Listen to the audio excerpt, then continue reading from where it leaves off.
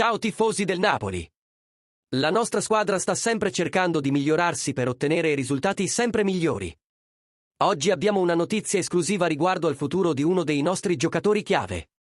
Prima di entrare nei dettagli, vi chiedo di lasciare un like al video e di iscrivervi al canale per non perdere nessuna novità. Ora andiamo dritti al punto. Rinnovo Kvaratskhelia, c'è la volontà di firmare.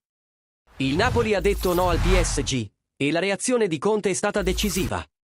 Poche ore fa, il giocatore ha ribadito il suo legame con i tifosi azzurri, dichiarando il suo desiderio di rimanere con noi.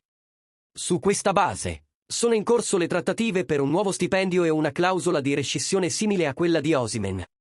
Da entrambe le parti c'è la volontà di andare avanti insieme, nonostante i tentativi del PSG, che ha cercato di sedurre Kvaratskhelia e il Napoli con un'offerta doppia di assoluto valore. Questa offerta è stata restituita al mittente con l'approvazione totale di Conte.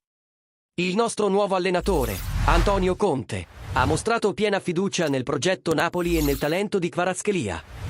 La sua reazione positiva alla decisione del club di rifiutare l'offerta del PSG è un segnale forte dell'ambizione del Napoli di mantenere i suoi migliori giocatori e di continuare a costruire una squadra competitiva. Tifosi del Napoli, cosa ne pensate di questa decisione?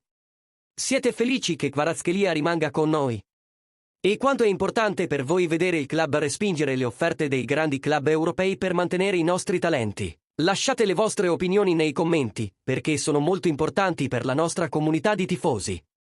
Non dimenticate di mettere un like al video, iscrivervi al canale e attivare le notifiche per restare sempre aggiornati sulle novità del nostro amato club.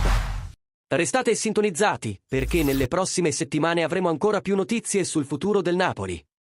Forza Napoli sempre!